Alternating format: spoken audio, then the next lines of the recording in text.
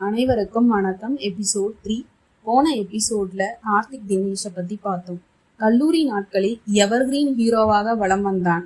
காலரை தூக்கி விட்டு கொண்டு சிரித்தான் கார்த்திக். நான் ஒரு நாளைக்கு ட்ரை பண்றேன், என்ன நடக்குதுன்னு பார்க்கலாண்டா தினேஷ் என்றான்.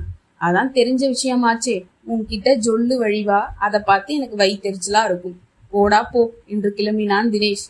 டேய் கார்த்திக், பேசாம நீ உலக ஆணழகன் போட்டிக்கு போலாம், கண்டிப்பே ஜெயிப்ப என்று உசுப்பேத்தினான் பரத்.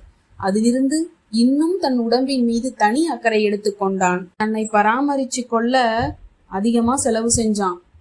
எல்லாத்தையும் விட அழகுன்னு கர்வம் வளர ஆரம்பித்து விட்டது. இன்ஜினியரிங், எம்இ ஃபைனல் இயர், சாதாரண மிடில் கிளாஸ் ஃபேமிலி, எல்லாத்தையும் மறந்துட்டான். அப்பா, அம்மா, தம்பி, ஒரு அக்கா, ஒரு தங்கை இருப்பதையே மறந்துட்டான். அப்பாவிடம் ஏதாச்சும் ஒரு காரணம் சொல்லி பணத்தை வாங்கி செலவு செஞ்சுட்டு இருந்தான். எப்பயாச்சும் பண நெருக்கடி வந்தா அவங்க அம்மா துளசி புலம்ப ஆரம்பிச்சிடுவாங்க. ஐயோ, என் பிள்ளையால ஃபீஸ் கட்ட முடியாம எல்லார் முன்னாடியும் வெக்கப்பட்டு நின்னுடுவானோன்னு. சரி புலம்பாத துளசி, என் தலையை அடகு வச்சாவது அவனுக்கு இன்னைக்கு ஃபீஸ் அனுப்பிடுறேன். நீ கவலைப்படாத, போனஸ் வந்ததும் கடனெல்லாம் அடைச்சிக்கலாம். நீ ஒன்னும் ஒரி பண்ணாத, அதான் பையன் ஃபைனல் இயர்ல, அடுத்த வருஷம் கை நிறைய சம்பாதிப்பான் என்று கனவு கண்டனர் பெற்றோர்கள். தினேஷ், வண்டியை நிறுத்துடா என்றான் கார்த்திக். எதுக்குடா? மழை வர்ற மாதிரி இருக்குடா, மின்னல் வெட்டுது பாரு, வண்டி வேற ஸ்டார்டிங் ட்ரபிள், மெக்கானிக் ஷெட்டுக்கு போய் வர்றதுக்குள்ள லேட்டா இருச்சுடா கார்த்திக். பிக்சர் முடிஞ்சு நேரா ரூமுக்கு போயிருந்தா இந்நேரம் தூங்கி இருக்கலாம் என்றான். சொல்றேன்ல, நிறுத்துடா தினேஷ் என்று கோபமாக கத்தினான் கார்த்திக். சரி, ஒயின் ஷாப்புக்கு முன்னால வேண்டாம், அந்த ஷாப்பிங் காம்ப்ளெக்ஸ் பக்கத்துல நிறுத்துறேன்.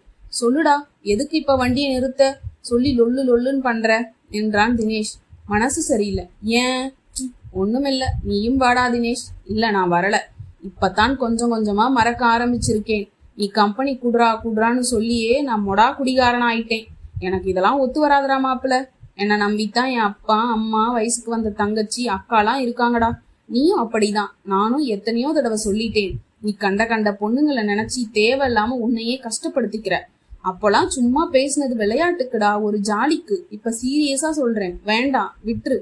வா, மெல்ல சாப்பிட்டுட்டு நிம்மதியா தூங்கலாம் என்றான் தினேஷ். பவளமல்லி பூக்கள் மலர்ந்து மனம் பரவி கொண்டிருந்தது. அருகில் இருந்த தெப்ப குளத்தில் அள்ளி தன் காதலன் நிலவுக்காக மலராமல் ஏங்கி தவித்து கிடந்தது. ஈசான மூலையில் மேகம் கருத்து திரண்டு மிரட்டியது. வானம் இருண்டு குமரியது. அவ்வப்போது மின்னல் வெட்டியது. கண்கள் பஞ்சடைத்து போனது. ஆனால் கார்த்திக் விடாப்பிடியாக ஒயின் ஷாப்புக்குள் நுழைந்தான். கார்த்திக், சொன்னா கேளுடா என்றான் தினேஷ். அதான் சொல்றேன்ல, விடு. என்னத்த சொல்ல? ஒன்னும் சொல்லலையே, சொல்லி தொலைடா, அப்புறம் யோசிக்கலாம் வா என்று வாசலில் இறங்கி உள்ளே போனவனை இழுத்து வந்தான் தினேஷ். சொல்லுடா மாப்பிள்ள, ஏண்டா ஆஃப் ஆயிட்ட? ஈஸ் போன பல்பாட்டம் என்றான் தினேஷ். விடுற மாதிரி இல்ல, ஒன்னு சொல்லிரு, இல்ல கையும் காலையும் இறுக்கி கட்டி தூக்கி போட்டு போயிருவேன். முதல்ல குவார்டர் ரேஞ்சில் ஆரம்பிச்ச, இப்படியே இன்க்ரீஸ் ஆகி ஆஃப் ரேஞ்சுக்கு வந்துட்ட. அதுக்கப்புறம் ஃபுல்லு, அதை அப்படியே ராவா அடிக்க ஆரம்பிச்ச. இப்ப எல்லாத்தையும் விட்டுட்டு நாட்டு சரக்கையே அடிக்கிறடா. ராவா வேண்டாண்டா, குடல் வெந்து செத்து தொலைச்சிட போறடா. வேணும்னா நீ இங்கேயே இரு, நான் ஒரு ஆஃப் வாங்கிட்டு வர்றேன். ரூம்ல போய் சாப்பிட்டு தூங்கு, காலையில விவரமா பேசிக்கலாம் என்றான். டேய் விட்ரா என்றான் கார்த்திக். டேய் விடமாட்டேன் என்றான் தினேஷ். காற்று மரங்களெல்லாம் வேரோடு பிடுங்கி எறிவது போல காற்று பலமாக வீசியது.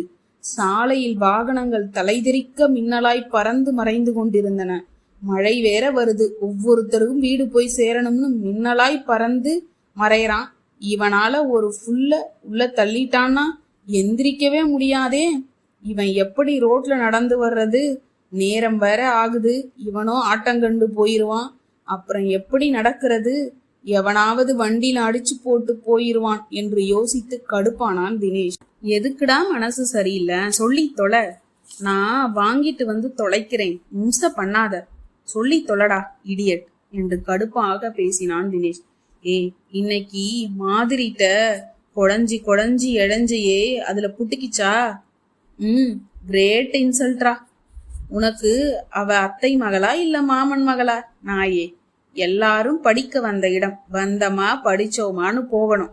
சில நேரங்கள்ல இந்த ஏஜ்ல கொஞ்சம் ஜர்க் ஆகும். இதுல சில கேஸ் பாசிட்டிவா இருக்கும், சில கேஸ் நெகட்டிவா முடியும். இதுல எப்படிடா லூசு மாதிரி நடந்துக்கிற? என்ன சொன்ன மாதிரி? என்னைய தலையில தூக்கி வச்சு கொண்டாடினாடா மாதிரி இப்ப தரையில போட்டு மிதிச்சிட்டா என்று சற்று குரல் உடைந்து கம்மியது. சரி, அதுக்கென்ன இப்ப வந்துச்சு? தொலையட்டுன்னு விட்டு தொலைக்க வேண்டியதானே. மாதிரி என்ன சொன்னான்? நான் ஒரு ஜாடையா பேச்சு கொடுத்தேன். என்ன பேச்சு கொடுத்த? நீங்க சினி ஃபீல்டுக்கு போனா நம்பர் 1 ஹீரோவா ஆயிரலாம். அப்புறம் ப்ரொடியூசரும் டைரக்டரும் உங்களை எத்த ஹீரோயினை தேடி கஷ்டப்படுவாங்க. ஏன் இவளே ஹீரோயினா வந்துடுறேன்னாளா என்றான் தினேஷ்.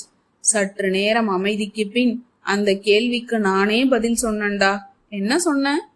சோத்துக்கு உப்பில்லனா என்றான் தினேஷ் சற்று எரிச்சலுடன்.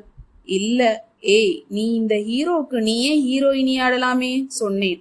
அதுக்குத்தான் அவ, எங்க அப்பா பெரிய போலீஸ் ஆபீசர், என்னைய ஒரு அக்ரிமெண்ட்டுக்கு தான் காலேஜ் அனுப்பியிருக்கார். என்ன பின்லேடன் மாதிரி அக்ரிமெண்ட் என்றான் தினேஷ். சிங்கிளா போய் சிங்கிளா வரணும் என்றான். என்னடா மொட்டையா சிங்கிளா போய் சிங்கிளா வரலாம்னா என்ன? ஒன்னும் புரியல. அவ என்னடா பெரிய சிங்கமா சிங்கிளா டபுளான்னு என்று வெறுப்பாக ஒரு வரட்டு சிரிப்பு சிரித்தான் தினேஷ். டேய், அவன் அப்பன் எங்கடா போய் இப்படி ஒரு பழமொழிய கண்டுபிடிச்சான்? ஊருக்கெல்லாம் ஒரு பழமொழினா உச்சி பிள்ளையாருக்கு ஒரு மொழியாம், அத மாதிரி இருக்கு. காலேஜுக்குள்ள போகும்போது கழுதையா போகணும், வெளியே வரும்போது குதிரையா வரணும்னு சொல்லுவாங்கன்னு தான் கேள்விப்பட்டிருக்கேன். அது என்ன இப்போ உனக்கு?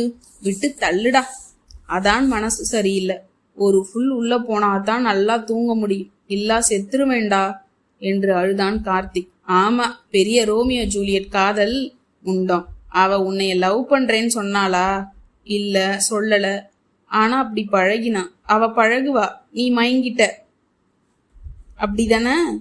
ஓங்கி ஒரு உடு விட்டேன்னு தெரியும். உனக்கு உன் வாயில கொழுக்கட்டையா வச்சிருந்த? நீயே உன் வாயை திறந்து கேட்டிருக்கலாம்ல. அவ ரொம்ப டீப்பா பழகுனா, சோ தேவையில்லை அப்படின்னு நினைச்சேன் என்றான் கார்த்திக்.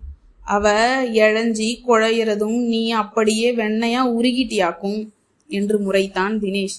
மௌனமாக இருண்ட வானத்தை வெறித்து பார்த்து கொண்டிருந்தான். அறிவு இருக்காடா? ஒரு பொண்ணுக்கு இருக்கிற தைரியம் உனக்கு இல்ல. ஒரு யூஸ் அண்ட் த்ரோ கப்பு மாதிரி தூக்கி வீசி எறிஞ்சு போயிட்டா. ஏன்னு யோசிச்சியாடா? மௌனமாக இருந்தான் கார்த்திக். உனக்கு எங்கடா தெரிய போகுது? நானே சொல்றேன். அவ அவளோட அப்பா சொல்ற மதிக்கிறா, காப்பாத்துறா. அவளுக்கு அவளோட ஃபேமிலி தான் முக்கியம், தெரியுதாடா லூசு? நீ எல்லாம் ஒரு ஆம்பளை. ஒரு பொண்ணுக்கு இருக்கிற வைராகியம் உனக்கு இல்ல. அவ தூக்கி வீசின மாதிரி நீயும் தூக்கி வீசு, கிளம்பு வாடா என்றான் தினேஷ். அடுத்த எபிசோட் நாளைக்கு பார்க்கலாமா?